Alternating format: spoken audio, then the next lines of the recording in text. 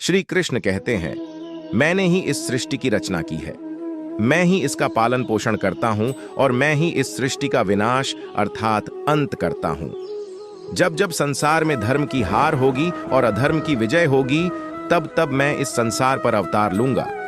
धर्म कर्म से होता है, कर्म के बिना धर्म की कोई परिभाषा नहीं है। हमारी आस्था की परीक्षा तब होती है जब हम जो चाहे वो हमें न मिले और फिर भी हमारे दिल से प्रभु के लिए शुक्रिया ही निकले। लोग अक्सर सच कहने से बचते हैं या डरते हैं, पर सत्य कभी छुप नहीं सकता और न ही कभी मिट सकता है।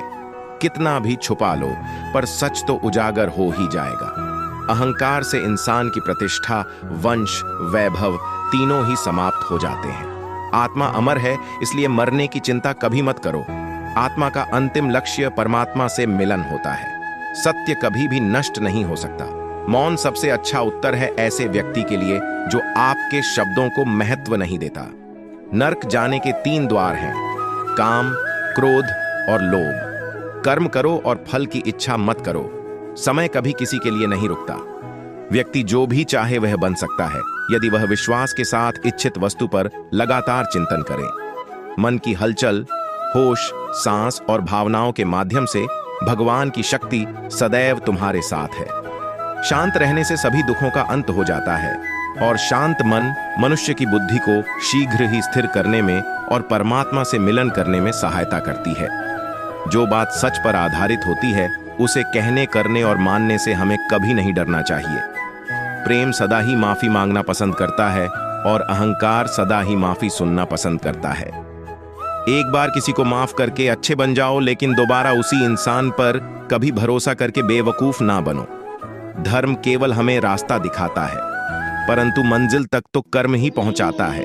इंसान की इच्छा पूरी नहीं होती है तो उसका क्रोध बढ़ता है, और उसकी इच्छा पूरी हो जाती है तो लोभ बढ़ता है।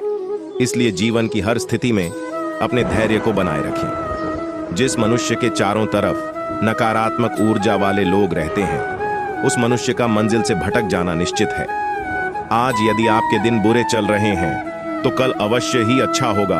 आप केवल निस्वार्थ भाव से अपना कर्म कीजिए। जो मार्ग ईश्वर ने आपके लिए खोला है, उसे कभी भी कोई बंद नहीं कर सकता है। मनुष्य का जीवन केवल उसके कर्मों पर आधारित होता है। वह जैसा कर्म करता है, उसका जीवन वैसा ही हो जाता है। जीवन में आधे दुख इस वजह से आते हैं क्योंकि हमने उनसे आशाएं बना रखी हैं जिनसे हमें नहीं बनानी चाहिए थी। व्यक्ति को उसके कर्म का फल उसी तरह ढूंढ लेता है जैसे कि कोई बछड़ा सैकड़ों गायों के बीच अपनी मां को ढूंढ लेता है। आत्मा ना तो जन्म लेती है और ना ही मरती है, ना ही इसे जलाया जा सकता है, ना ही इसको भिगोया जा सकता है। आत्मा अमर और अविनाशी है। जय श्री कृष्णा। राधे राधे।